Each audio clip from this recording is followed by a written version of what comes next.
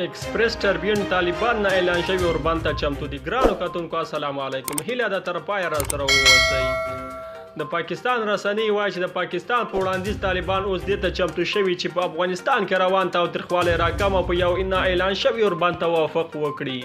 پاکستاني ورځپاڼې ایکسپریس ټربیون د دغه هیواد د یو لوړپوړي چارواکي له خولې لیکلي چې پاکستان په افغانستان کې د روانو ستونزو کړکېچونو د امنیت د پای ته رسولو په موخه طالبان ته وړاندیز کړی چې پر یو نه اعلان شوي اوربند ته موافق وکړي. دغه چارواکي ټربیون ته ویلي چې پاکستان پر طالبان فشار راوړی څو نه اعلان شوی اوربند وکړي او یا لږ تر لږه د تاوتریخوالي کچه راکمه کړي. د ورځپاڼې د راپور له مخې امریکا هم له پاکستان غوښتي و چې طالبان باید د سولې خبرو له بیا پیلېدو وړاندې اوربند ته اړ باسي چې اوس دغه لوړپوړي چارواکي پر وینا دا کار شوی دی. په قطر کې د امریکا او طالبانو ترمنځ د سولې خبرې له نهه پړاو وروسته د ډونالډ ټرمپ په یو امر سره ودرېدې او نوموړي د سولې خبرې مړې وبللې. په ښکاره خو د امریکا او طالبانو ترمنځ د سولې د خبرو د درېدل دلیل دا و چې په کابل کې د یو چاودنې په ترڅ کې یو امریکایي عسکر ووژل شو او له دې وروسته ټرمپ هم له دوی سره د سولې خبرې ودرولې. خو ډېره دا هم ویل شوې چې طالبان او امریکا ترمنځ نه هم پړاو پورې رسېدلې خبرې له دې امله ودرېدې چې طالبان پر اوربند توافق نه کاوه.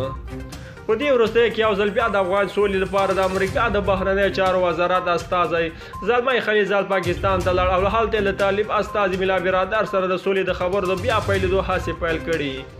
د پاکستان رسنۍ د راپور له مخې دا ځل په اسلام آباد کې ډېر هڅې د دې لپاره وي چې په ځانګړې توګه د اوربند په اړه د دواړو لوریو ترمنځ رامنځته شوی درد له منځه یوړل شي. امریکا لوري هم څرګنده کړې چې طالبان اوربند لپاره چمتووالی ولري نو د سولې خبرې به بیا له سره پیل شي.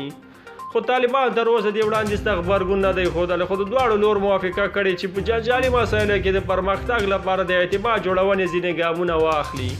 همدارنګه ټربیون ورځپاڼې لیکلي چې په راتلونکي پړاو کې به د دواړو لورو د ځینو بندیانو د خوشي کولو په اړه خبرې وشي. ډېره مننه ملګرو چې دغه ویډیو مو تر پایه راسره وکتله. تر بلې ویډیو پورې د الله په امان.